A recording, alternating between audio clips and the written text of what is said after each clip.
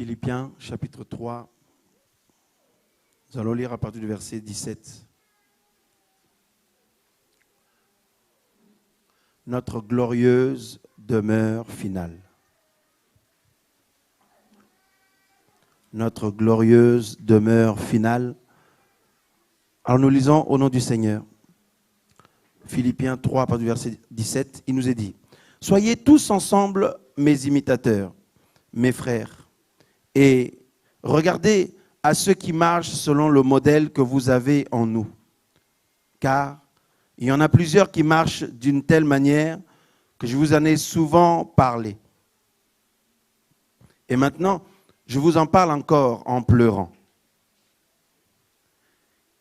Qu'ils sont ennemis de la croix de Christ, eux dont la faim et la perdition, qui ont pour Dieu leur ventre, et dont la gloire est dans leur confusion, n'ayant d'affection que pour les choses de la terre.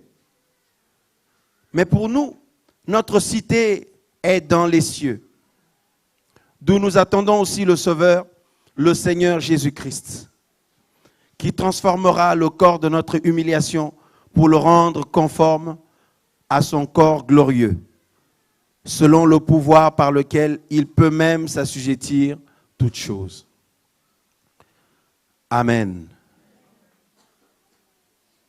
Il dit, pour nous, nous attendons notre cité qui est dans les cieux. Et nous prenons en même temps Hébreux chapitre 11.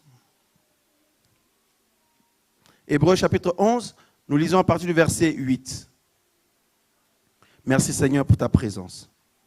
Il nous est dit ceci: par la foi, Abraham, étant appelé, obéit pour aller sur la terre qu'il devait recevoir en héritage.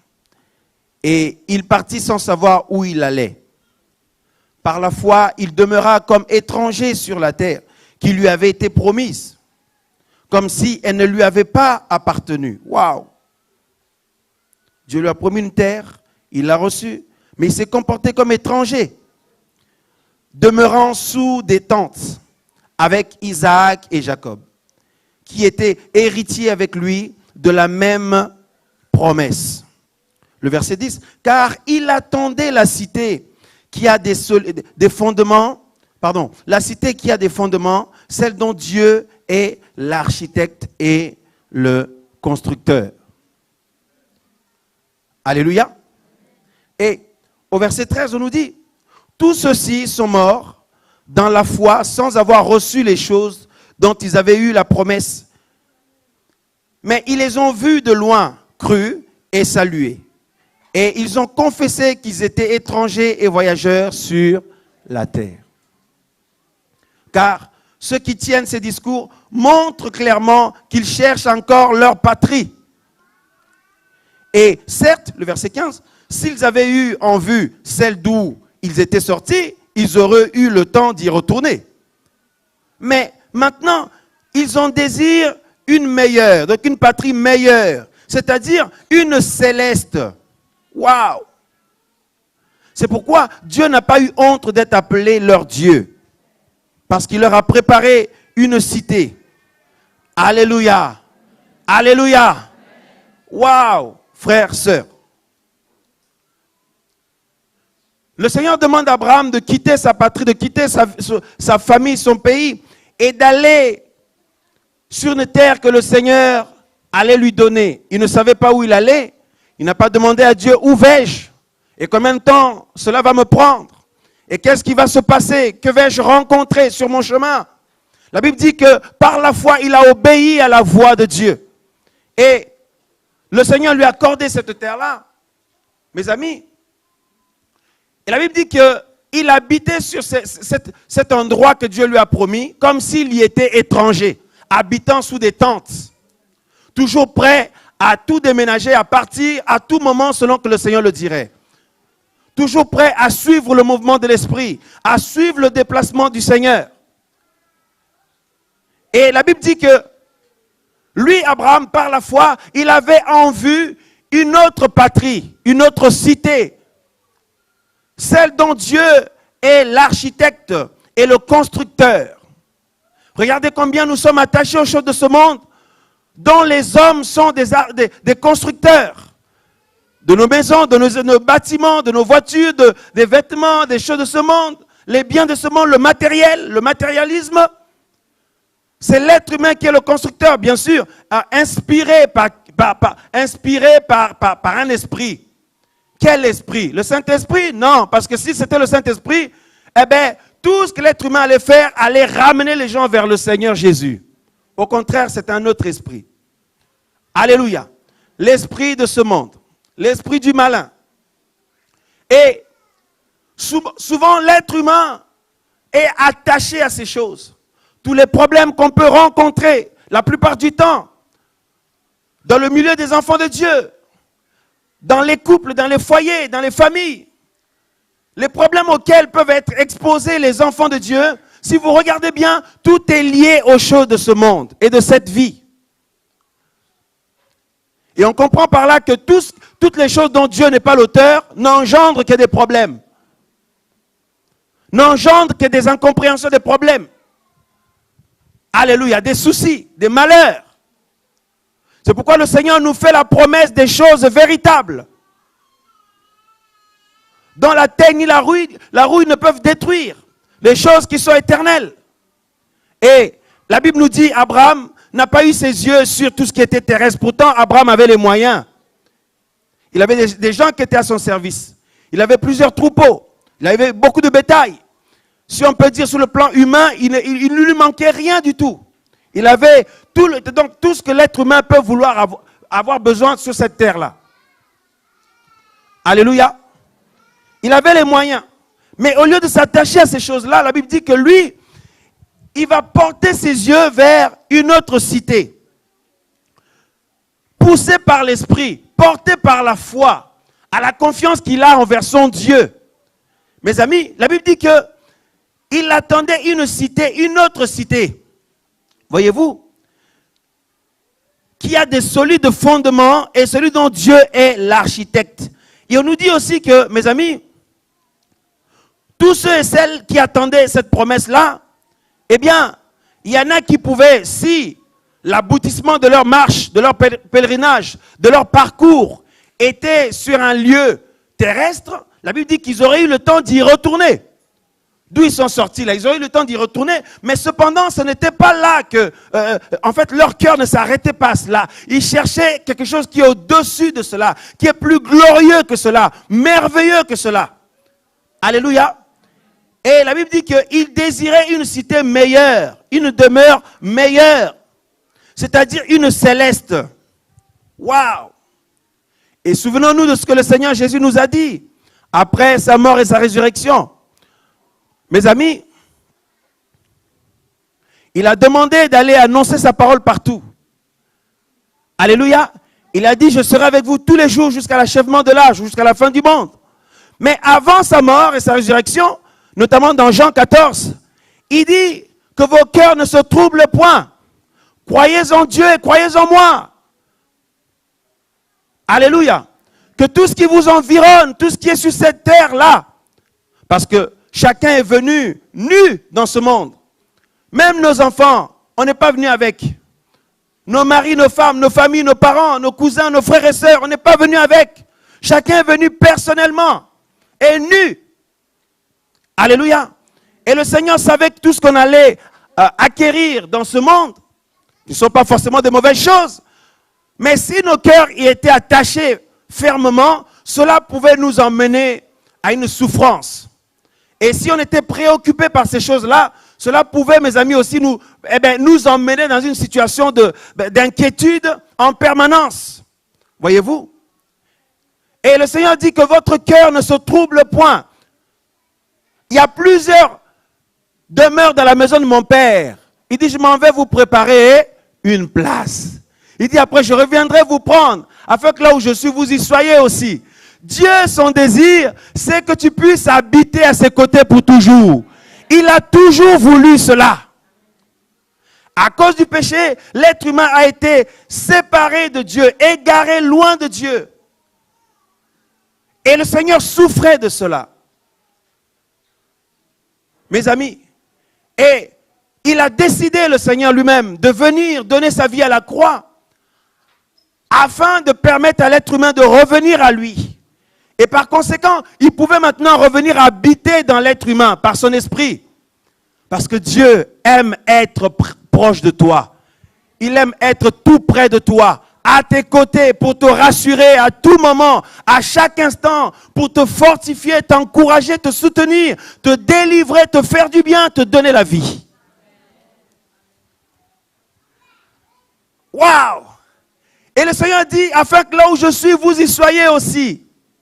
Il nous fait cette promesse-là. C'est dans le plan parfait de Dieu que nous puissions, en fait, que l'aboutissement de notre course, l'aboutissement de notre marche chrétienne, avec tout ce que le Seigneur peut vous demander de faire pour lui, mais l'aboutissement de votre pèlerinage, de votre parcours, c'est de demeurer avec le Seigneur d'abord, de nous réunir avec lui, de nous retrouver avec lui et de rester ensemble pour l'éternité. Alléluia. Waouh. Et frères, sœurs, dans Philippiens 3, Paul dit que il y a des personnes qui ne pensent pas à ces choses-là, qui ne pensent pas aux choses célestes-là, à cette merveilleuse promesse du Seigneur. Ils ne pensent qu'aux autres choses qu'ils voient physiquement. Ils oublient les promesses du Seigneur. Ils se comportent comme les gens qui n'ont pas l'Esprit de Dieu. Parce que ceux qui n'ont pas l'Esprit de Dieu peuvent dire, est-ce que ces promesses-là sont vraiment véritables? Est-ce que ces choses sont vraiment véritables? Mais ceux et celles qui ont l'Esprit de Dieu, le Saint-Esprit atteste au fond d'eux. Alléluia. Qu'au contraire, ce que nous voyons physiquement maintenant, ça c'est superficiel. Ça c'est passager. Les véritables choses, c'est les choses dont Dieu nous a promises. Et Paul dit que, en parlant de ces personnes-là, il dit, je vous en ai souvent parlé, je vous en parle encore maintenant en pleurant. Parce qu'ils marchent en ennemis de la croix de Jésus. Waouh! Il ne faudrait pas, ma soeur, que tu te retrouves dans une marche pareille. Il ne faudrait pas, mon frère, que tu te retrouves dans une marche en ennemi de la croix du Seigneur. Que ce soit à cause de ton mariage, à cause des enfants, ou de ton travail, ou de tes projets. Il ne faut pas que ces choses-là puissent te pousser ou t'emmener à marcher en ennemi de la croix. Parce que lorsque tu partiras, tu laisseras tout. Alléluia. Et l'ennemi a anticipé les choses. Le diable a attaqué les gens. Il a mis en place la religion ou les religions pour brouiller les pistes. Comme ça, les gens vont chercher où est le véritable Dieu. Et toutes les religions disent c'est la nôtre qui est la meilleure, qui est la vraie. Mais Dieu se trouve-t-il dans les religions? Pas du tout. Dieu se trouve dans le cœur de chacun. Dieu veut habiter le cœur et la vie de chacun. Dieu est toujours présent à nos côtés. Parce qu'au commencement de toutes choses, la Bible dit, le Seigneur créa le ciel et la terre. Et l'Esprit de Dieu se mouvait au-dessus des eaux. L'Esprit de Dieu a toujours été là. Dieu a toujours été présent. Depuis que tu es né jusqu'à aujourd'hui, il a toujours été présent à tes côtés. Et maintenant, quand son temps est venu, il t'a éclairé, il m'a éclairé, afin que nous le recevions dans nos vies et qu'il habite en nous. Alléluia.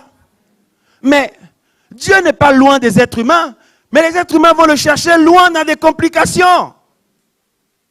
Dieu n'est pas compliqué. Comment peut-il se présenter comme un Dieu compliqué alors qu'il veut te sauver? Ce n'est pas possible.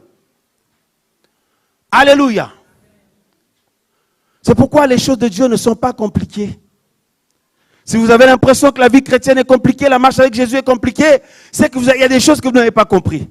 C'est qu'il y a des choses auxquelles vous n'avez pas décidé de renoncer. Parce que la marche avec le Seigneur, ce n'est pas compliqué du tout. Il te dit, mon fils, à gauche, tu vas à gauche. À droite, tu vas à droite. Saute, tu sautes. Alléluia. Mais quand nous commençons à ne plus écouter l'orientation du Seigneur, on commence à rencontrer des problèmes. Et après, on fait comme si Dieu est compliqué, les choses du Seigneur sont compliquées. Mais en fait, c'est nous qui sommes compliqués.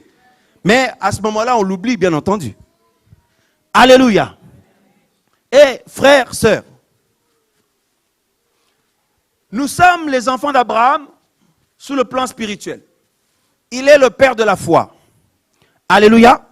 Et la Bible dit, lui qui est le père de la foi, pendant toute sa marche terrestre, pendant son parcours, bien ayant une famille, des servants, des serviteurs, bien que faisant tout ce que les êtres humains peuvent faire sur la terre, Abraham savait que sur cette terre-là, nous sommes de passage.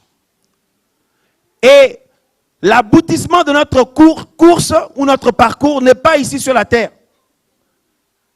Et il avait les yeux portés vers la cité céleste, dans cette demeure magnifique et glorieuse que Dieu avait promis. Et dans les derniers programmes, nous avions parlé, frères et sœurs, notamment du règne de 1000 ans, où on avait expliqué par la grâce de Dieu sur les Écritures que bientôt le Seigneur allait revenir. Actuellement, le peuple de Dieu attend la dernière trompette qui va sonner, qui va rassembler les élus. Et en un instant, nous allons être changés pour revêtir l'incorruptibilité, les corps glorieux, et nous allons à la rencontre du Seigneur. Et les morts en Christ ressuscitent, nous partons ensemble avec eux à la rencontre du Seigneur. Et on avait expliqué que pendant ce temps-là sur la terre, eh bien, l'homme du péché, le fils de la perdition dont la Bible nous parle, va rentrer au pouvoir. Et nous partons auprès du Seigneur avec lui, au tribunal de Christ, les noces de l'agneau, frères et sœurs. Et ensuite, nous revenons avec le Seigneur, mes amis, 7 ans plus tard, et le Seigneur va mettre fin à la 3e guerre mondiale, qui aura bel et bien lieu, frères et sœurs, qui a commencé déjà, que beaucoup ignorent. La guerre mondiale a commencé déjà, frères et sœurs. Il y a des choses que le Seigneur m'a permis de... On est en train d'étudier dessus, qu'on va partager notamment lors des sessions de formation. Mes amis, notamment la manière dont cet impie va arriver, beaucoup de gens ne se rendent pas compte que la 3e guerre mondiale a déjà commencé. Même les païens en parlent. Et, frères, sœurs, le Seigneur va mettre fin à cette guerre-là. Et nous avons vu aussi que, directement, il va juger les impies et il va récompenser les brebis. Et par la suite, mes amis, on avait dit aussi qu'il va établir, mes amis, son règne de 1000 ans sur la terre. Il va régner en Israël, à Jérusalem. Et on avait dit aussi que le Seigneur allait juger le monde et juger la nation d'Israël au travers des 12 apôtres, et puis le monde, les autres nations, au travers de l'Église ou l'épouse. On en avait parlé. Et aussi, à la fin de ces 1000 ans-là, on avait vu la dernière fois que Satan et les démons qui ont été enfermés pendant 1000 ans vont être libérés pour attaquer encore l'humanité. Mais quelle humanité, puisque le Seigneur avait nettoyé à son arrivée la terre de tous les impies. Eh bien, on avait expliqué les enfants qui étaient nés lors de ces 1000 ans du règne du Seigneur sur la terre. Parce qu'il y a des personnes qui étaient rentrées dans ce règne-là avec leur corps ordinaire. Parce que nous, avec nos corps glorieux, nous n'allions plus faire des enfants. Nous ne ferons plus des enfants, nous serons comme des anges, comme le Seigneur Jésus. Parce que la Bible dit, tout à l'heure, on l'a lu, qu'il transformera le corps de notre humiliation pour le rendre semblable au corps de sa gloire. Amen. Dans Philippiens 3. Et, frères, sœurs, et on a vu que la Bible dit, beaucoup de personnes seront séduites dans cette dernière révolte. Et le Seigneur va mettre fin à cela. Et le diable et les démons vont être jetés dans les temps de feu et de soufre. Et on avait dit que par la suite, le jugement dernier, le jugement du grand trône blanc allait avoir lieu. On avait parlé dans les derniers enseignements. Et mes amis, et la suite maintenant, on avait vu aussi que Dieu avait détruit la terre et le ciel, que nous voyons la terre que nous le connaissons. Il avait créé de nouveaux cieux, une nouvelle terre. Alléluia. Et nous sommes maintenant dans Apocalypse chapitre 21. Notre glorieuse demeure finale. Waouh, Abraham et les autres étaient vraiment dans l'esprit. Ils étaient attirés par ces choses, touchés par ces choses, interpellés par ces choses, encouragés par ces choses, déterminés pour ces choses. Apocalypse 21, le verset 2. Bon, d'abord le verset 1 et ensuite le verset 2. Il est dit, puis je vis un nouveau ciel et une nouvelle terre. Car le premier ciel et la première terre avaient disparu. Alléluia. Et la mer n'était plus. Et moi, Jean, je vis la ville sainte, la nouvelle Jérusalem, qui descendait du ciel, d'auprès de Dieu, parée comme une épouse qui s'est ornée pour son mari. Et j'entendis du trône une voix forte qui disait, « Voici le tabernacle de Dieu avec les hommes. Il habitera avec eux. Ils seront son peuple, et Dieu lui-même sera leur Dieu. Et il sera avec eux. Et Dieu essuiera toute larme de leurs yeux. Et la mort ne sera plus. Et il n'y aura plus ni deuil, ni cri, ni douleur, car les premières choses sont passées. Et celui qui était assis sur le trône dit, « Voici, je fais toutes choses nouvelles. » Puis il me dit, « Écris car ces paroles sont véritables et certaines. » Il me dit aussi, « Tout est accompli. Je suis l'alpha et l'oméga, le commencement et la fin. À celui qui a soif, je lui donnerai de la source d'eau vive gratuitement. Celui qui vaincra héritera toutes ces choses. Je serai son Dieu et il sera mon fils. » 8.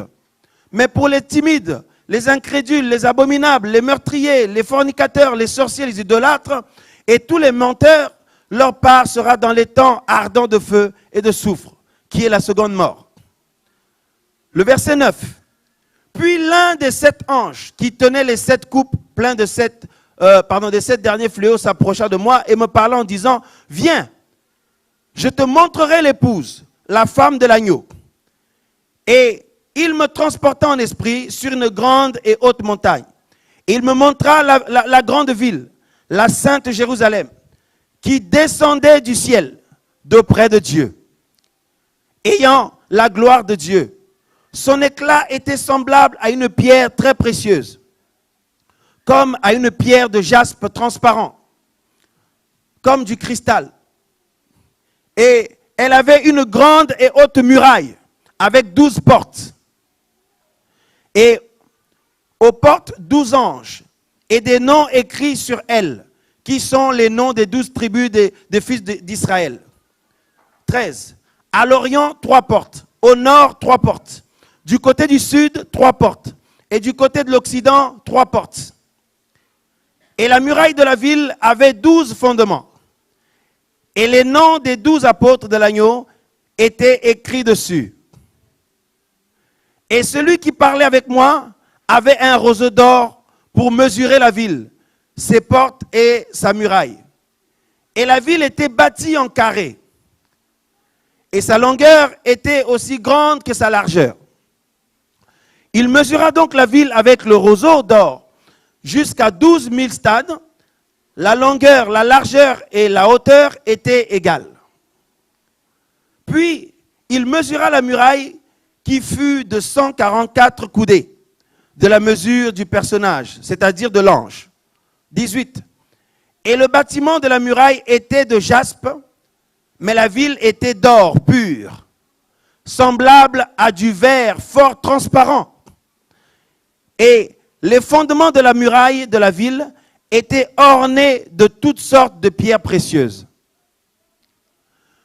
Le premier fondement était de jaspe, le second de saphir, le troisième de chalcédoine, le quatrième d'émeraude, le cinquième de sardonyx, le sixième de sardoine, le septième de chrysolite, le huitième de béryl, le neuvième de topaze, le 10e de chrysoprase, le 11e d'hyacinthe, le 12e d'améthyste. Le verset 21. Et les 12 portes étaient 12 perles. Chacune des portes était une seule perle. Et la place de la ville était d'or pur, comme du verre transparent. Waouh! Et je ne vis pas de temple dans la ville, parce que le Seigneur Dieu Tout-Puissant et l'agneau en sont le temple. Waouh! Et la ville n'a pas besoin du soleil, ni de la lune pour l'éclairer, car la gloire de Dieu l'éclaire. Et l'agneau est son flambeau. 24. Et les nations qui auront été sauvées marcheront à la faveur de sa lumière. Et les rois de la terre y apporteront ce qu'ils ont de plus magnifique et de plus précieux. 25. Et ces portes ne se fermeront pas le jour, car il n'y aura pas de nuit. Waouh! Et on y apportera la gloire et l'honneur des nations. On peut se dire ici, mais de quelle nation il est question? On va expliquer tout à l'heure. Alléluia. Il n'entrera chez elle rien de souillé, ni personne qui s'abandonne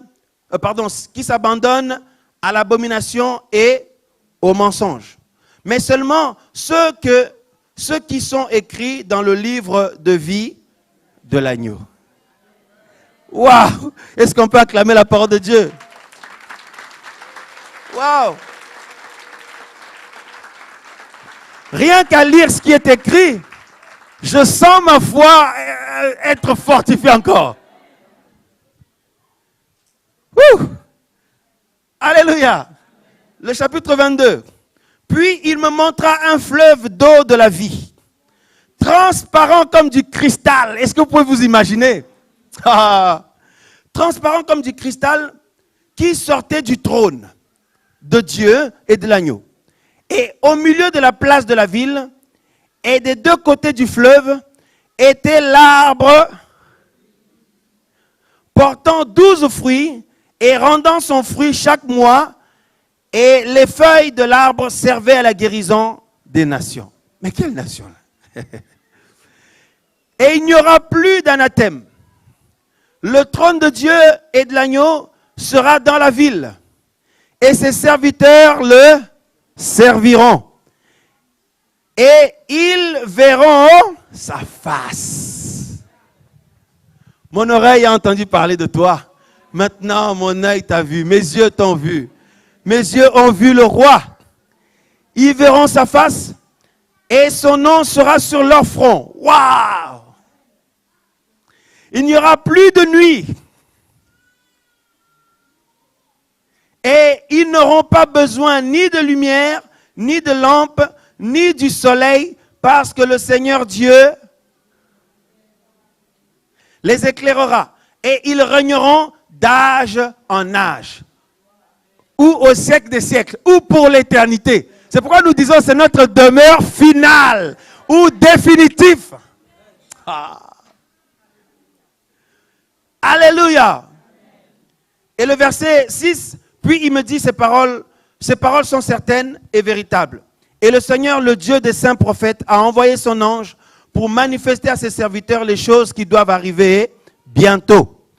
Puis, voici, je viens à toute vitesse. Béni est celui qui garde les paroles de la prophétie de ce livre. C'est moi, Jean, qui ai entendu et vu ces choses. Et après les avoir entendues et vues, je tombais à terre aux pieds de l'ange qui me les montrait pour l'adorer. Mais il me dit, garde-toi de le faire, car je suis ton compagnon de service et celui de tes frères les prophètes. Et de ceux qui gardent les paroles de ce livre. Adore Dieu. Et il me dit aussi, ne scelle pas les paroles de la prophétie de ce livre, car le temps est proche. Que celui qui est injuste soit encore injuste. Que celui qui est souillé se souille encore. Et que celui qui est juste pratique encore la justice. Que celui qui est saint se sanctifie encore. Voici, je viens à toute vitesse et ma rétribution est avec moi pour rendre à chacun selon son œuvre. Je suis l'alpha et l'oméga, le premier et le dernier, le commencement et la fin. Bénis sont ceux qui lavent leurs robes afin d'avoir droit à l'arbre de vie et d'entrer par les portes dans la ville. Mais seront laissés dehors les chiens, les sorciers, les fornicateurs, les meurtriers, les idolâtres et quiconque aime et pratique le mensonge. Moi, Jésus, j'ai envoyé mon ange pour vous confirmer ces choses dans les églises. Je suis la racine et la race de David, l'étoile brillante du matin. Et l'esprit et l'épouse disent, viens. Et que celui qui entende dise, viens. Et que celui qui a soif vienne. Que celui qui veut prenne gratuitement de l'eau. Alléluia. Amen. Waouh. Frères, sœurs, il est très important de noter et de comprendre certaines choses, à savoir, la raison pour laquelle le Seigneur nous a touchés et que nous avons dit oui à Jésus, est-ce tout simplement pour résoudre nos problèmes de cette vie terrestre? Mais pas du tout. Chose que beaucoup avaient cru, que l'intervention divine s'arrêtait là. Et ce qui constitue l'objet ou le sujet des messages de beaucoup de serviteurs de Dieu de nos jours, qui prêchent aux gens de s'attacher à ce monde, à cette terre qui va passer, qui va être détruite par le feu. Voyez? Mes amis, je vais vous dire une chose.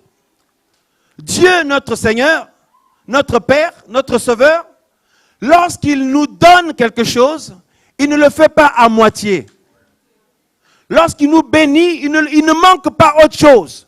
C'est-à-dire que quand Dieu intervient, il te bénit, il te promet, il te donne quelque chose, il n'y a rien à rajouter, il n'y a rien qui manque, il n'y a rien à faire une remarque quelque part, tout est parfait et tout est plein.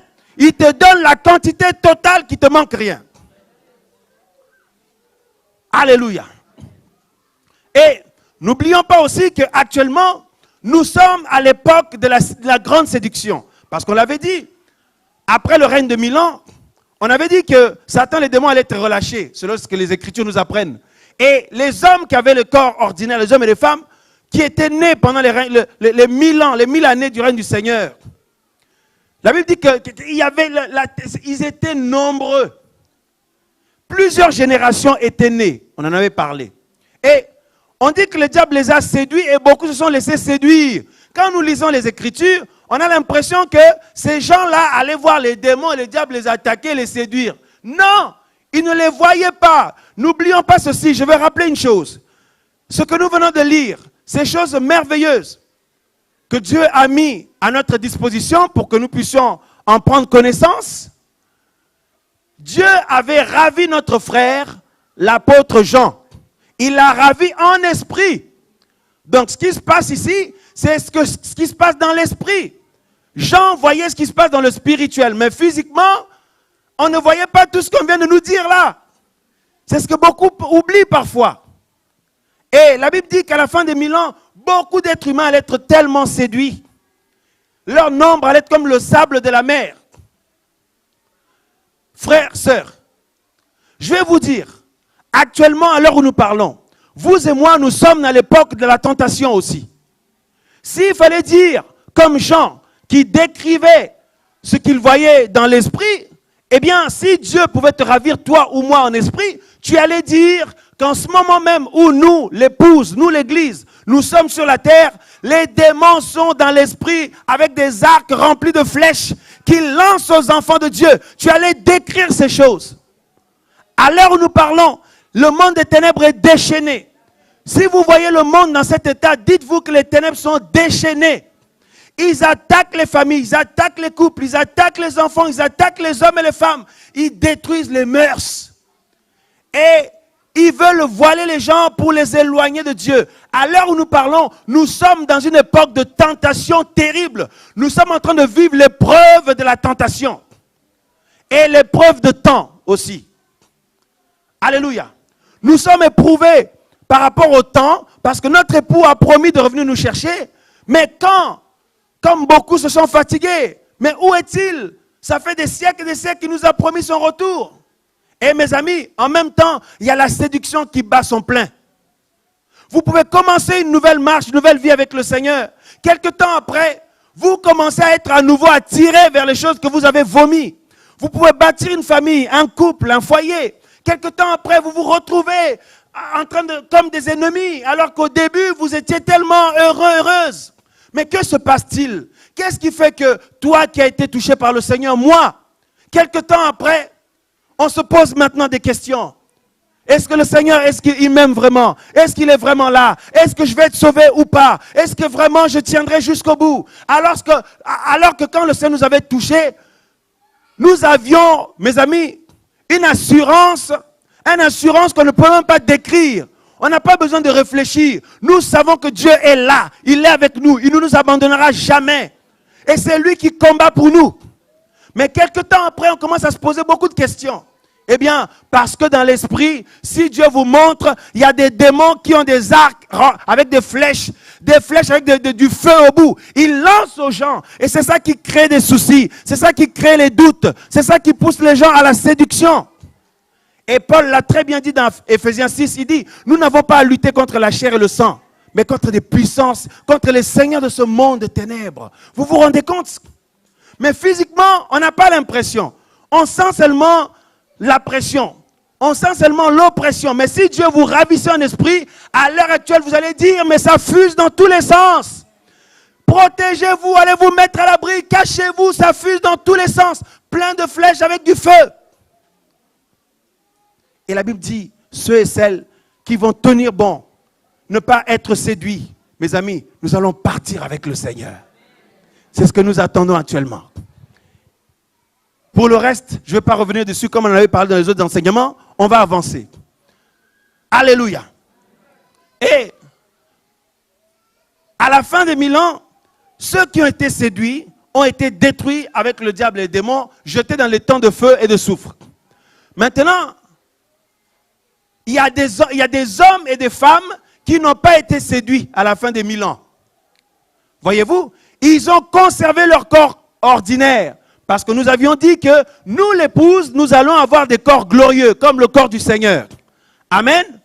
Et tous ceux qui auront vécu la résurrection aussi. Voyez, je parle de la première résurrection. Hein.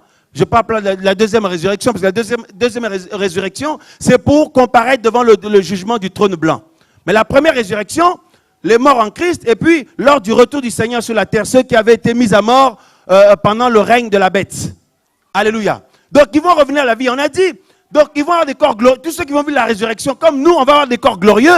Et à partir de ce moment-là, donc, nous, dès que l'enlèvement va avoir lieu, nous allons faire que régner avec le Seigneur. C'est de gloire en gloire, de victoire en victoire. C'est pour ça que Paul a dit, hein, mes amis, les souffrances d'à présent ne sont pas comparables à la gloire à venir qui sera révélée pour nous. Il ne faut pas baser ta foi sur une petite prière que tu as faite, que Dieu a exaucée. Sur un besoin que tu avais dans ton couple ou ta famille, ou je ne sais pas, les papiers, ou l'argent, ou le travail, ou les enfants, ou le mariage, que Dieu t'a exaucé. Il ne faut pas baser ta foi sur ça. Il faut baser ta foi sur les promesses certaines du Seigneur. Alléluia. Parce que la Bible dit que ayant de telles promesses, hein, regardez ce que Pierre dit. Waouh. Rapidement, c'est évolué. Alors, merci Seigneur. La parole de Dieu est magnifique. Hein? Ça fortifie notre foi comme pas possible, mes bien-aimés. Regardez 2 Pierre chapitre 3. Voilà.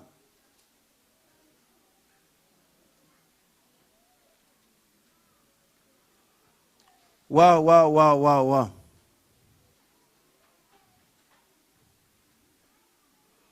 Au verset 11, donc 2 Pierre 3, 11, on nous dit, puisque toutes ces choses doivent se dissoudre, quelles ne doivent pas être la sainteté de votre conduite et votre piété. Alléluia.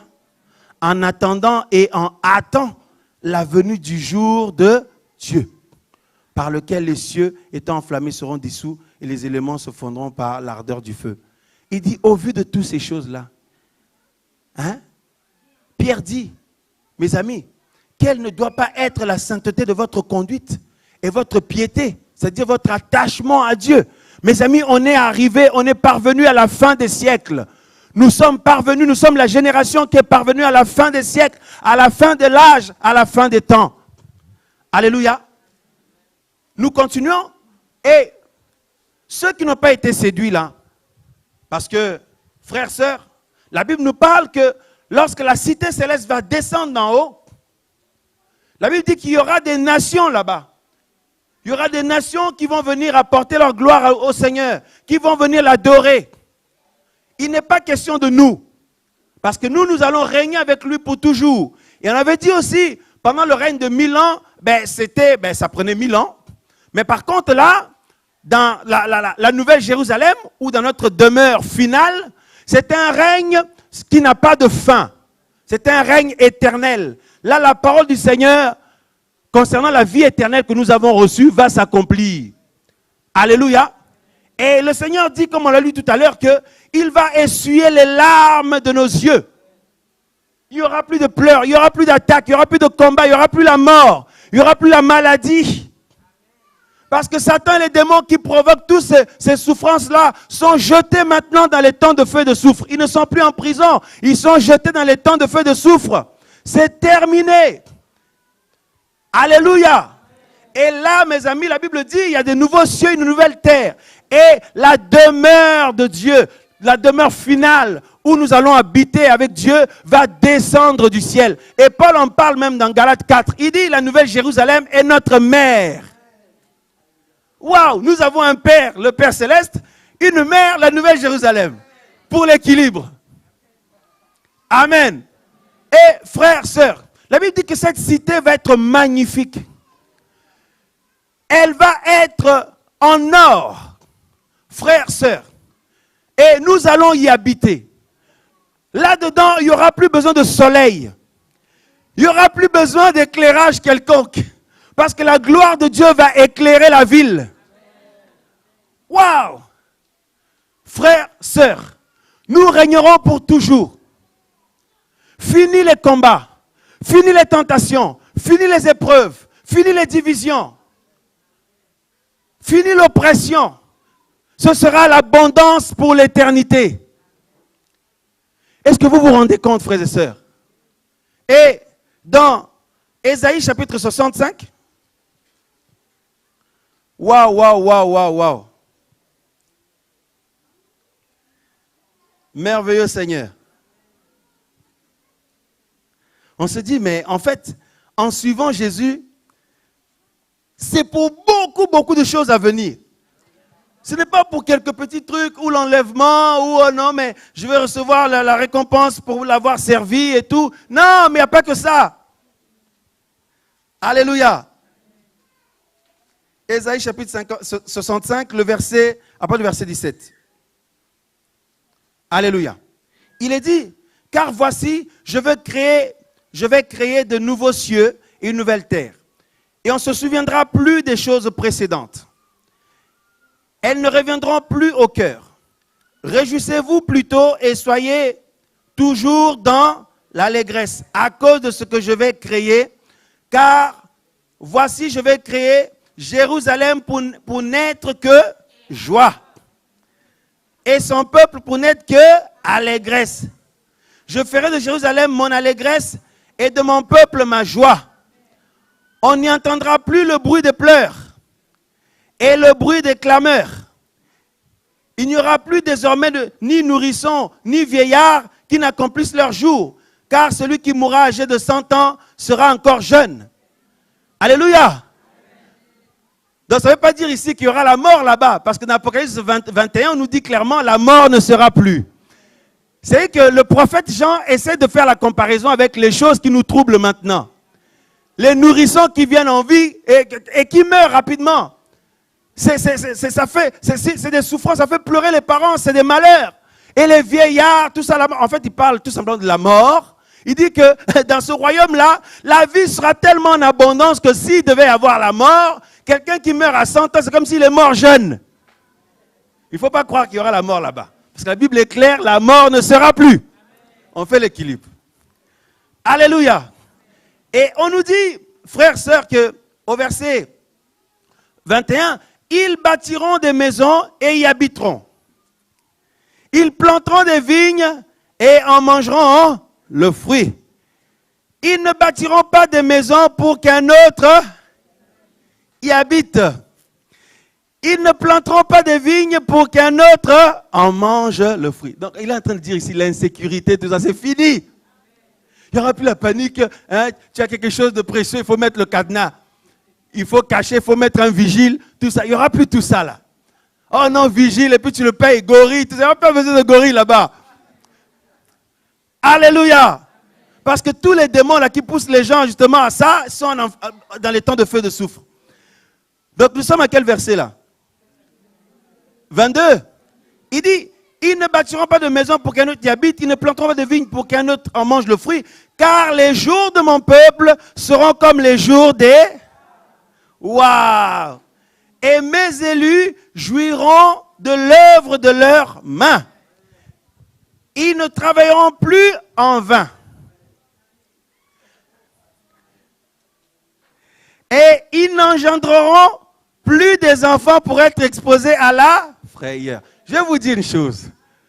Dans ce règne éternel, mes amis, le paradis sur terre, mais pour l'éternité. Parce qu'on avait dit le règne de 1000 ans, c'est aussi une forme de paradis sur terre, mais pour 1000 ans.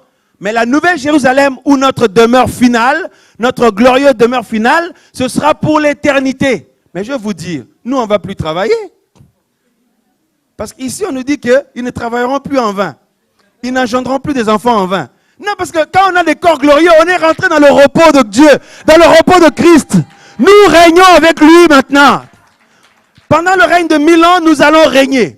Nous allons juger les nations et régner avec Christ, administrer le gouvernement du monde, tout ça là, parce que Christ sera le roi de la terre pendant 1000 ans. Mais maintenant, à la fin là, quand les cieux et la terre de maintenant seront détruits, il y aura une nouvelle terre, de nouveaux cieux. Ben, Christ, Dieu notre roi, ben, il régnera pour toujours et nous allons régner avec lui pour toujours. Là, il n'y a plus d'histoire de 1000 ans ou je ne sais plus combien. C'est pour l'éternité. Mais là, on nous dit que le Seigneur dit, mon peuple ne travaillera plus en vain, n'engendrera plus des enfants. Il dit quoi? N'engendrera plus des enfants pour être exposés à la frayeur. Donc, nous serons comme des anges. On ne parle pas de nous ici. Nous n'allons plus engendrer des enfants. Vous n'avez pas oublié quand même. Dans tous les enseignements qu'on a fait, on a expliqué. On avait expliqué que nous aurons le même corps que le Seigneur. Le corps des anges. On avait rappelé l'histoire, vous vous souvenez, de cette femme qui avait eu plusieurs frères pour mari. Et quand on a posé la question au Seigneur, le Seigneur dit à la résurrection, il y aura plus, vous serez comme des anges. Voyez? Il y aura plus, nous on ne va plus procréer tout ça, là, l'organe de production. Non, nous on n'aura plus ça. Voyez? Donc nous on sera dans la perfection, quoi. Et un corps parfait, qui ne meurt plus, qui ne tombe plus malade, qui n'a pas besoin d'aller laver ça, de mettre du parfum. C'est parfait d'origine. Il n'y a pas besoin d'entretenir, c'est parfait d'origine. Bon, on continue. On nous dit ici que mon peuple ne travaillera plus en vain, il n'engendrera plus les enfants pour être exposés à la frayeur, car ils seront la postérité des bénis de Yahweh. Et ceux qui sortiront d'eux seront avec eux. Et il arrivera qu'avant qu'ils crient, je les exaucerai. Et lorsqu'encore ils parleront, je les aurai déjà entendus. Waouh! Le loup et l'agneau paîtront ensemble. Le lion comme le bœuf mangeront de la paille. Et la poussière sera la nourriture du serpent. On ne nuira point et on ne fera aucun dommage sur ma montagne sainte, dit Yahweh. Waouh! Il faut mettre chaque chose dans son contexte pour bien comprendre. À partir du moment où vous et moi, nous avons eu nos corps glorieux.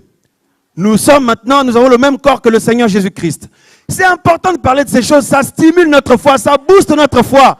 On nous a fatigués depuis des années avec des coloquins sauvages. Hein? Oh, venez à Dieu et il va vous aider à payer votre loyer. Venez à Dieu, il va vous aider à vous marier. Venez à Dieu, il va... Oh, Dieu, laisse-moi toutes ces choses de bassesse là. Dis, je veux les choses glorieuses. Waouh! Si on nous en avait parlé depuis, je pense qu'il y aurait beaucoup moins de frères et sœurs faibles. Je suis persuadé, parce que regardez la plupart du temps où nous sommes affaiblis, c'est lié à notre truc, aux affaires de la vie de tous les jours. Ce temps-ci, ça ne va pas, j'ai des soucis. C'est quoi le souci? Mon enfant est malade, il a la fièvre. C'est quoi le souci? J'ai eu une grosse facture. C'est quoi le souci? J'ai pas de travail. J'ai perdu mon travail. C'est quoi le souci? Je me suis pas encore marié. C'est quoi le souci? Ma voiture est tombée en panne. C'est quoi le souci? Je sais pas, mon projet pour acheter la maison, ça marche pas. C'est quoi le souci? Les autres m'ont rejeté. C'est quoi le souci? J'ai des incompréhensions. Oh. Vous voyez, c'est lié aux choses de la vie, de cette vie-là, quoi. Mais nous avons besoin du lourd. Nous voulons du lourd. C'est même pas du lourd parce qu'à la base, Dieu a voulu qu'on on rentre en connaissance de ces choses-là.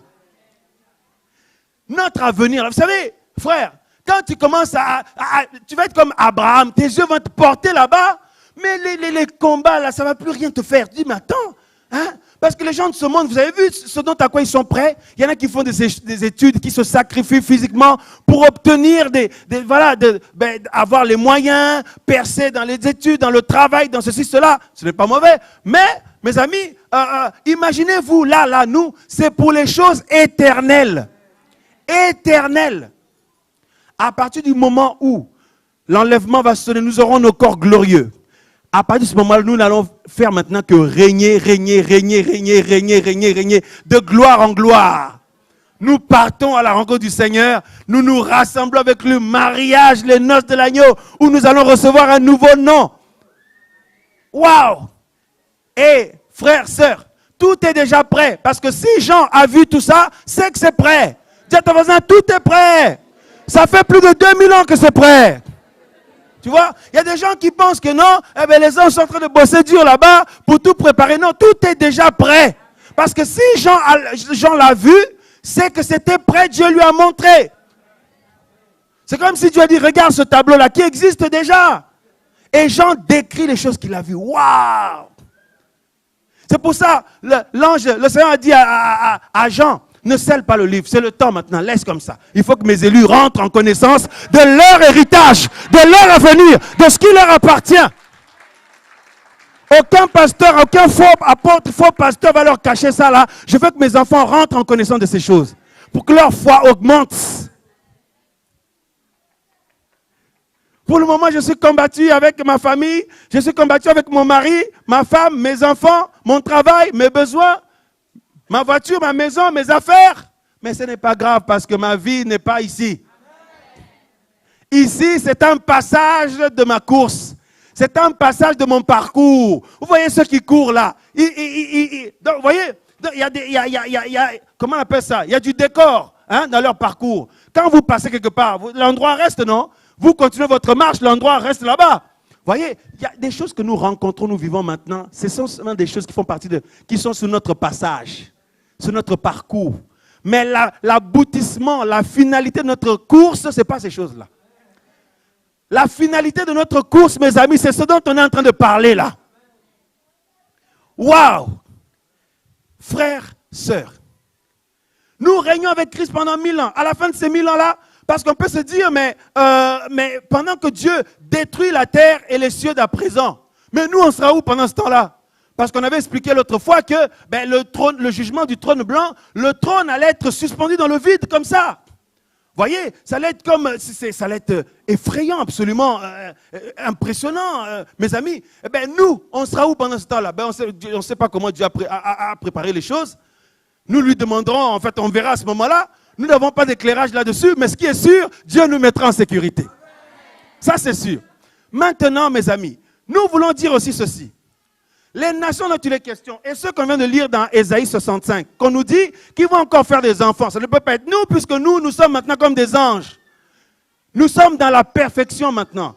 Il s'agit de qui? Il s'agit de ceux et celles qui ont tenu ferme lors de la dernière tentation, après le règne, à la fin du règne de 1000 ans. Vous voyez? Parce qu'on nous parle de ceux qui ont été séduits, mais il y en a qui n'ont pas été séduits. Il y en a qui ont tenu ferme. Voyez-vous? Et c'est ceux-là qui vont obtenir le droit, à titre de nation, le droit en tant que nation de rentrer maintenant dans la cité. En fait, comment dire, de bénéficier de la nouvelle création. Voyez-vous? Et d'expérimenter, mes amis, ce règne infini de Dieu avec nous. Et c'est de eux qu'il est question ici, dans Ésaïe 65, où on dit que ils vont faire des enfants. Ils ne vont plus faire des enfants pour les voir mourir, pour les voir souffrir et tout. Ils vont planter, ils vont recueillir le fruit, etc., etc. Mais oui, parce que, regardez frères et sœurs, la cité va descendre d'en haut. Cette cité glorieuse en or, où nous allons habiter, où il y aura l'arbre de vie, etc., etc. Les rues seront en or. Imaginez-vous, nous, les rues de maintenant, c'est du goudron. Si ça ne marche plus là, c'est compliqué, il faut appeler la DDE pour réparer ça. Mais là-bas, mes amis, les routes ne peuvent pas s'abîmer. Tout est en or. une rivière limpide comme du cristal, la Bible nous dit. Mais vous imaginez un peu, le trône sera là, nous verrons Dieu tel qu'il est dans sa gloire. Waouh! C'est qu'avant même que tu dises quelque chose, il t'a déjà entendu. Avant même que tu penses, il sait déjà. Nous serons, voyez, regardez, nous serons dans l'esprit en fait. Tout ira vite. On se déplacera très rapidement parce qu'on sera, mes amis, comme les anges. Vous avez vu les anges, quand Dieu les envoie en mission auprès de nous, ils viennent à vol rapide. Ils ne sont pas comme les Boeing et tout ça là. Oh non, ça va à la vitesse du son, ça va plus vite que le son comme les avions de guerre. Mais les anges vont encore plus vite que ça. À la vitesse de la pensée. Nous serons à ce niveau-là, mon ami. Tu penses à quelque part, tac, tu es arrivé. Vol rapide. Alléluia. Et nous irons visiter l'univers. Parce que beaucoup pensent qu'il y aura que la nouvelle Jérusalem, la cité là, et puis c'est terminé. Non, n'oublions pas que la Bible dit que Dieu va créer une nouvelle terre, des nouveaux cieux. Donc il va créer tout à nouveau. Donc nous allons visiter la création de Dieu.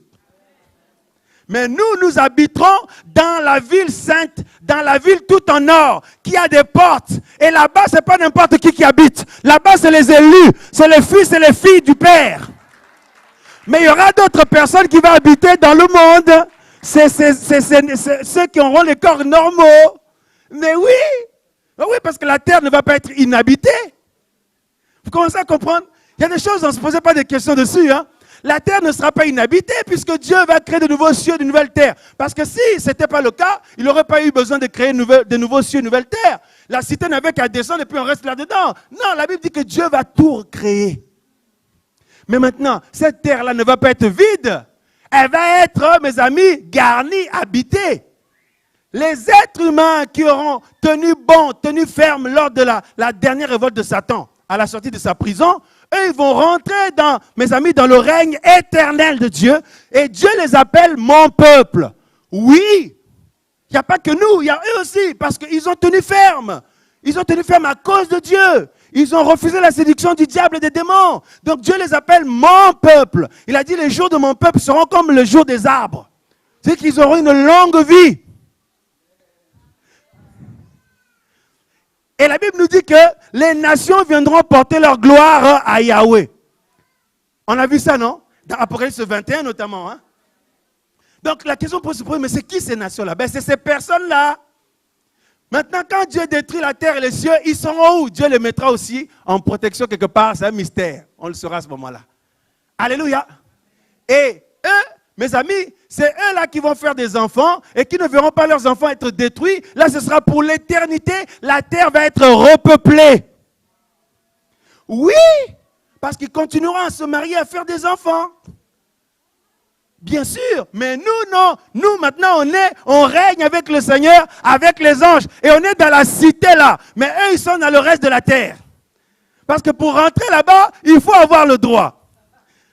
Il faut avoir payé le prix. C'est pour ça, mes amis, le combat que tu livres maintenant, ça vaut la peine d'être livré. Les souffrances que tu as maintenant valent la peine. Wow! Accroche-toi, bats-toi, ne cède pas. Tiens bon. Libère ton cœur, même s'il y a des combats, tout ça, même avec ton mari, ta femme ou des frères et sœurs, tout ça. Accroche-toi, libère le pardon, pardonne, crie à Dieu, tiens bon. Parce que ici-bas, ce n'est pas la fin, l'achèvement de ta course. Non. C'est un passage seulement. Et la Bible dit que Abraham, qu'est-ce qu'il faisait? Il regardait la terre comme c'était un lieu de passage. Il était étranger sur la terre. Waouh! Alléluia! Et il y aura aussi les animaux. Il y aura la nature va être restaurée par Dieu. Parce qu'on a vu des Ésaïe 65 qui dit le lion mangera de la paille, etc. En fait, ce sera comme pendant le règne de 1000 ans, mais là, ce ne sera plus pour 1000 ans, ce sera pour toujours. Parce qu'à la base, quand Dieu a créé sa création, les animaux, la nature ne devait pas faire du mal à l'homme. L'instinct méchant là, l'instinct d'attaquer est venu après la chute. Et on avait expliqué aussi dans les autres enseignements que la nature de Dieu a des oreilles. C'est la raison pour laquelle Jésus, à chaque fois, il s'adressait, il parlait. Il parle au vent, il parle à la nature, il parle à l'eau, il parle aux arbres, il parle à tout. Beaucoup de gens oublient ces choses. Quel monde magnifique Combien de gens voudraient se retrouver dans un monde comme ça? Oui, mes amis, Jésus parle à sa nature. La nature de Dieu a des oreilles. Waouh! Alléluia! Et la Bible dit, lors de ce règne éternel maintenant, mes amis, eh bien les animaux, Dieu va les restaurer. Ils ne seront plus méchants. Comme on l'a vu, les lions, tout ça, ils ne vont plus manger les autres animaux. Les serpents ne vont plus faire du mal aux gens. Et les êtres humains, mes amis, ne vont plus se faire tuer, détruire par la nature, ni par les animaux. Voyez-vous? Pour l'éternité. Et la Bible dit qu'ils viendront maintenant amener leur gloire à Yahweh, etc., etc. Et nous serons dans la ville avec Yahweh, avec nos corps glorieux, dans la ville tout en or, qui sera d'une grandeur démesurée. Waouh! Nous allons régner. Et de temps à autre, on se fait un tour dans le monde, et tout ça pour vérifier si tout va bien. Si tout le monde fait les choses selon la volonté de Dieu, vol rapide. Donc on sera comme les anges. Waouh! Waouh, waouh, waouh, waouh, waouh, waouh, waouh. C'est pour ça qu'il y en a qui chantent la Nouvelle Jérusalem. Mais moi, je l'aimais, je vais y aller. Bon, c'est des belles paroles, mais quand tu regardes ces gens-là, ils dansent comme les païens. La plupart du temps. Il y en a qui sont dénudés, tout ça là. Mais sinon, mes amis, cette demeure-là, c'est pour ça que nous disons que c'est la demeure glorieuse. Notre glorieuse demeure finale. Cette fameuse place que Jésus est parti nous préparer. Elle est déjà prête, la place. Et Jésus a dit, il y a beaucoup de place. C'est qu'on peut gagner beaucoup des âmes, tout ça là. On ne va pas dire, non, maintenant c'est serré, stop, il ne faut plus gagner des âmes. Au ciel, il n'y a plus de place. Non, il y a la place en abondance. Waouh! Alléluia! Waouh, waouh, waouh, waouh, waouh, waouh. Regardez le verset 24. On nous dit, les nations qui auront été sauvées, voilà, marcheront à la faveur de sa lumière. Apocalypse 21. 24. Les nations qui auront été sauvées marcheront à la faveur de sa lumière et les rois de la terre y apporteront ce qu'ils ont de plus magnifique et de plus précieux. Mais frère, voilà, donc la terre va être repeuplée. Les gens vont y habiter. Ils vont habiter les pays, les continents, tout ce que vous voulez et tout. Mais nous maintenant, nous on habite dans un autre endroit plus glorieux. Nous on sera dans cette cité-là, dont la largeur, la hauteur, la longueur sont donc égales. Donc mes amis, et on est là-dedans, tout est en or, les maisons sont en or, voilà, les routes, tout est en or, le chemin, l'arbre de vie sera à la place de la ville.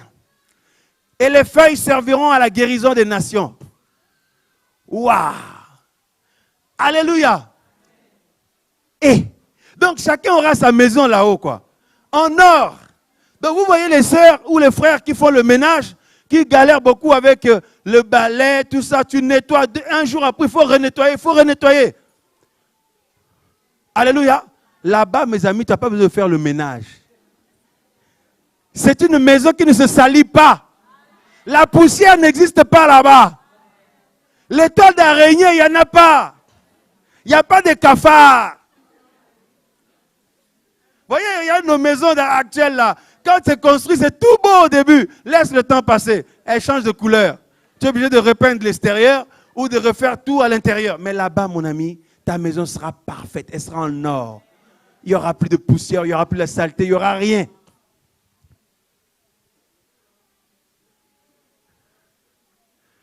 Et c'est ce que Jésus disait, que notre cœur soit là-bas. Alléluia.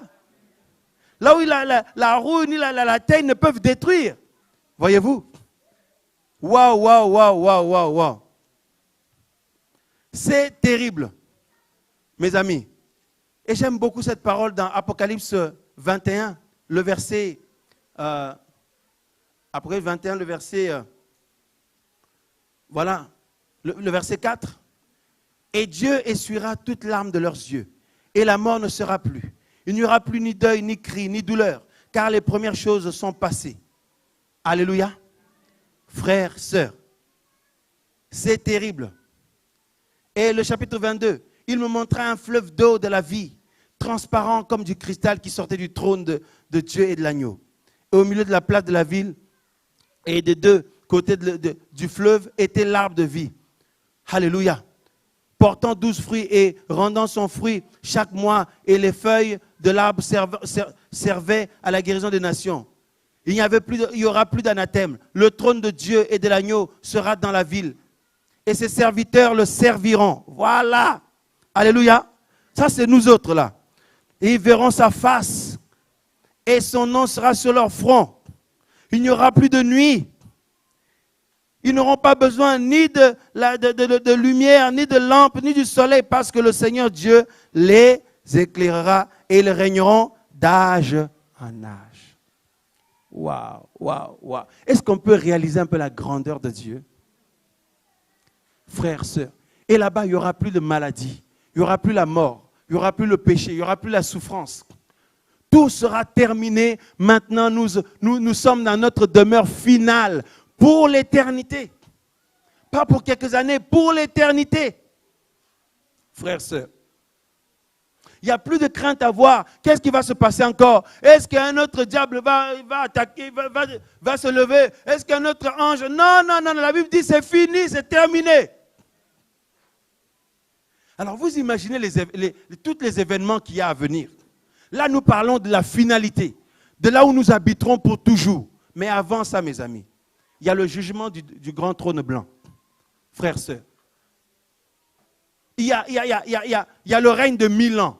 Il y a la dernière révolte de Satan, le règne de 1000 ans. Il y a mes amis, vous savez, les 7 coupes de la colère de Dieu qui vont s'abattre sur la terre. Toutes ces choses-là, la troisième guerre mondiale, vous voyez tous les événements qu'il y a. Les noces de l'agneau, le tribunal de Christ. Mais vous vous rendez compte?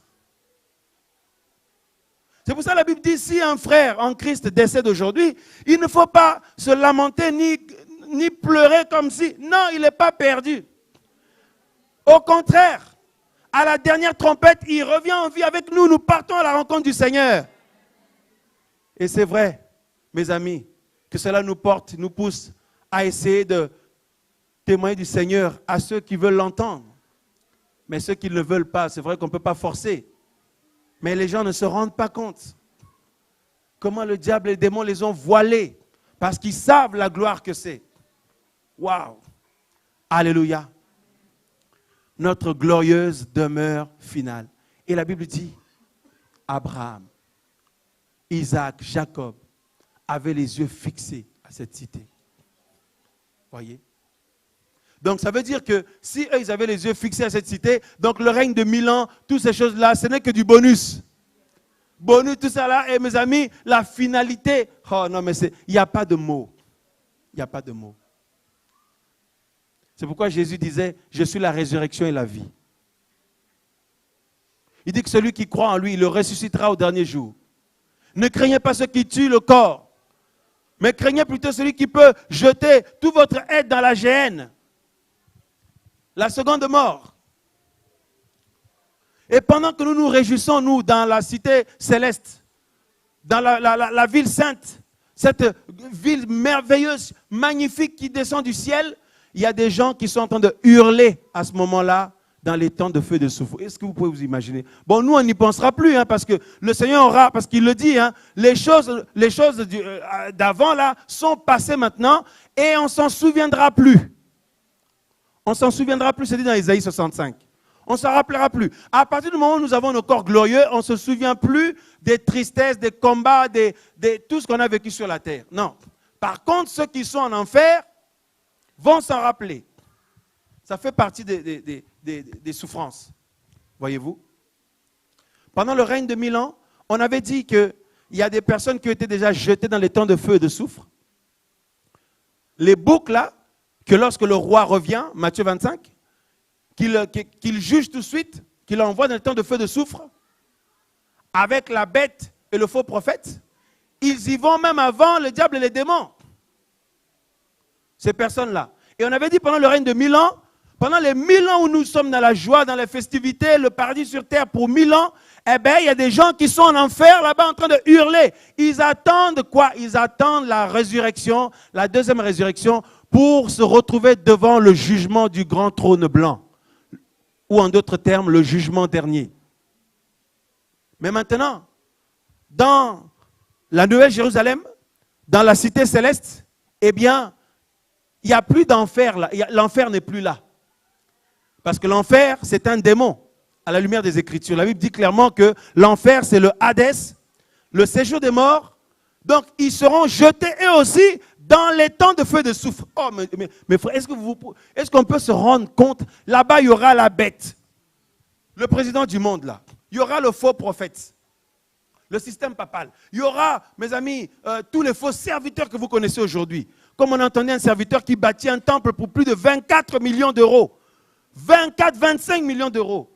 Ils seront là-bas en train de brûler, mes amis. Bon, on ne leur souhaite pas. On leur souhaite qu'ils se ressaisissent avant. Mais ils détruisent des vies. Ils égarent les enfants de Dieu. Oh non, moi je prie dans telle église. Mon église s'appelle tant. Mon église s'appelle tant. Arrêtons avec ces bêtises-là. Sortons de tous ces endroits-là. Suivons le Seigneur Jésus. C'est quoi le nom de ton église? C'est l'église de Jésus-Christ. C'est qui notre pasteur? Notre pasteur à tous, c'est Jésus-Christ de Nazareth. C'est pourquoi nous respectons votre vie privée. Nous respectons votre liberté en Christ.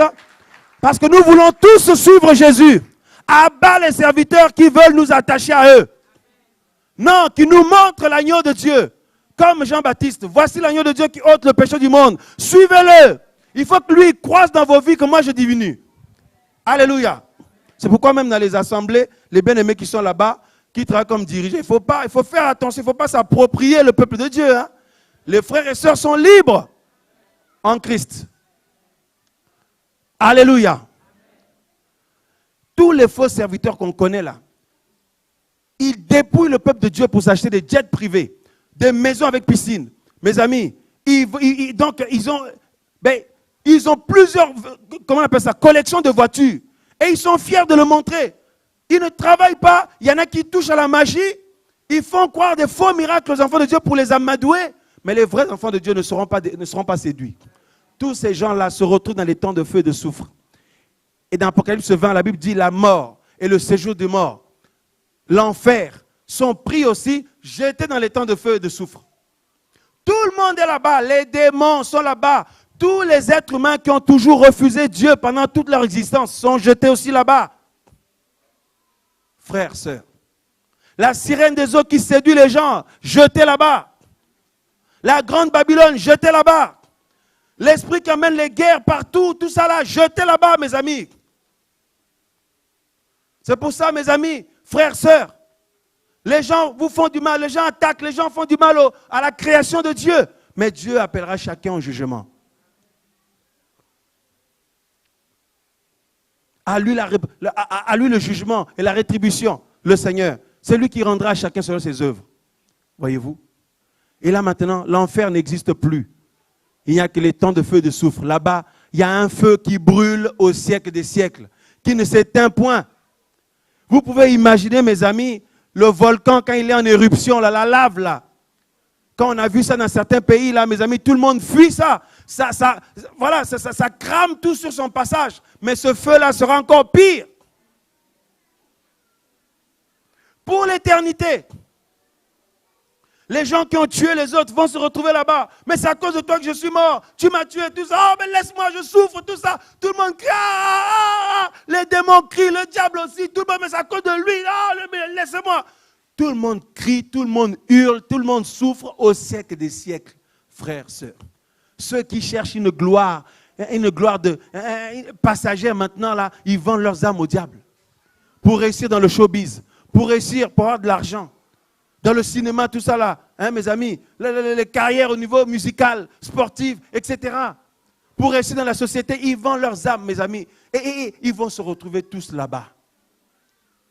C'est pour ça, vous et moi, si nous avons, Dieu nous pourvoit le manger et le boire aujourd'hui, et le vêtement, cela nous suffit.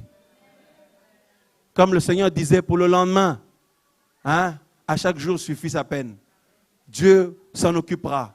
Que ces choses-là, mes amis, ne nous troublent plus. Que ces choses-là ne cassent plus notre foi.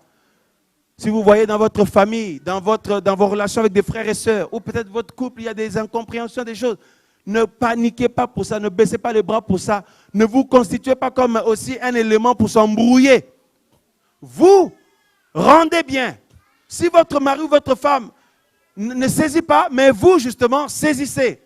Rendez bien les choses. C'est-à-dire dans la prière, dans la sanctification, alléluia, dans l'amour de Dieu, et le Seigneur va briser ces puissances-là qui viennent pour créer des problèmes dans votre vie. Alléluia. Mais ne pleurez plus pour ces choses-là, parce que Dieu est au courant. Ne pleurez plus pour ce que vous avez vécu comme incompréhension, parce que Dieu est au courant. Ne pleurez plus pour les rejets que vous avez eus, parce que Dieu est au courant. Il est au courant. Et s'il est au courant, mes amis, ça veut dire qu'il est en train de travailler sur ce dossier-là. Il travaille sur le dossier, chaque dossier dans votre vie. Laissez-lui le temps de finir le dossier. Alléluia. Donc, au vu de toutes ces choses-là, on réalise que le plus important, c'est Jésus-Christ. C'est lui le plus important.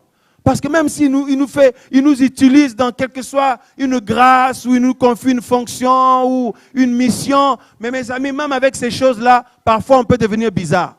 Nous avons vu des gens, à cause de la mission qu'ils ont reçue, ils ont changé. À cause de l'onction que Dieu leur a donnée, ils ont changé. À cause de la grâce musicale qu'ils ont reçue, ils ont changé. Le frère, la sœur était simple au début. Mais comme Dieu commence à agir en lui ou en elle, elle devient bizarre. C'est pourquoi le plus important quand nous voyons les choses ainsi, c'est le Seigneur.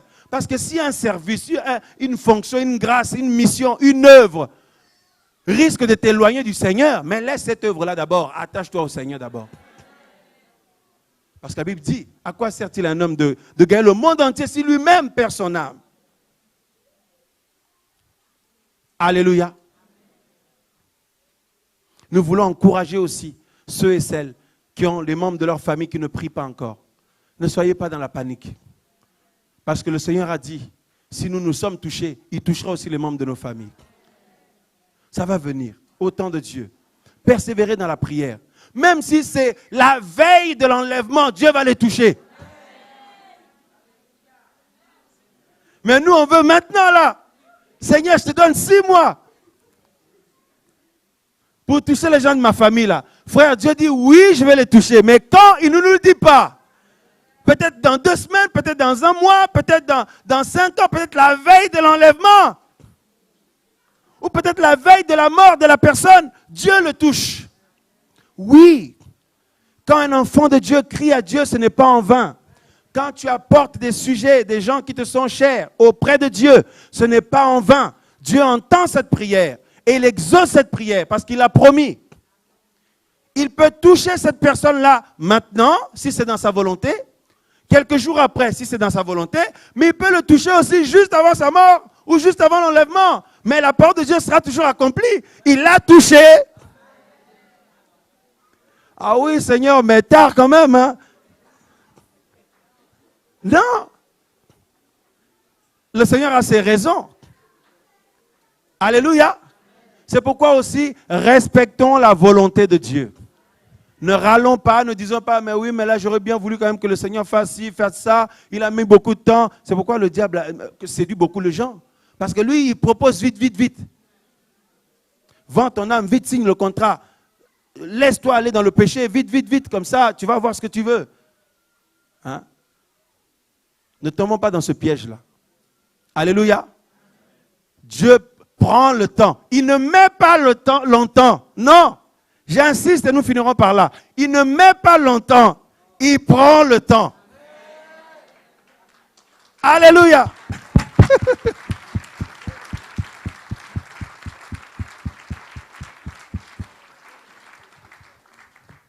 Si votre enfant vous demande un cadeau, un vélo, je ne sais pas, moi, imaginez, vous lui fabriquez un vélo, pas un vélo que vous allez acheter au magasin, tout fait, tout, vous lui fabriquez vous-même.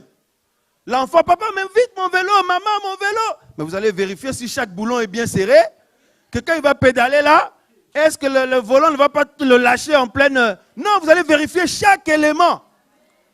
Mais il faut laisser le temps pour ça. Et quand c'est fini, là, je dis non, avec amour pour mon fils, ma fille, voici ce que tu m'as demandé. Il n'y a aucun risque, il n'y a aucun danger. Le voici, au temps de Dieu. Amen. Il prend le temps. C'est important de respecter le temps de Dieu. Hein.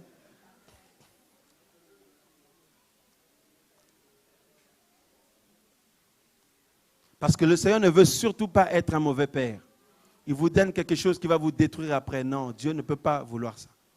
S'il sait que ce que vous lui demandez là peut commencer à changer votre cœur, à vous éloigner de lui, à vous créer plusieurs tentations que vous n'avez pas avant, il va prendre le temps d'abord de vous préparer, de vous travailler pour ne pas que cela puisse vous éloigner de lui. Parce qu'en toute chose, il veut vous garder avec lui. Il veut que tu restes toujours avec lui. C'est pour ça, ma sœur, ne pleure plus. Mon frère, ne pleure plus. Tu ne te rends pas compte à quel point le Seigneur t'aime. À quel point il est toujours tout près de toi. Seigneur, montre-moi que tu es là. Il me dit, mais tu ne vois pas depuis tout ce temps que je ne me suis jamais éloigné de toi. Alléluia. Parfois, son silence ne veut pas dire qu'il n'est pas là. On a l'impression qu'il n'est pas là. Mais il est toujours là. Il a promis d'être avec nous jusqu'à la fin du monde. Amen. Est-ce qu'on peut l'acclamer, Jésus? Gloire à Dieu.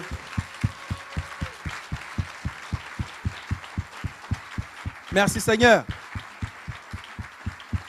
Nous allons nous lever pour prier tous ensemble. Demandons-lui pardon pour toutes les fois que nous avons murmuré.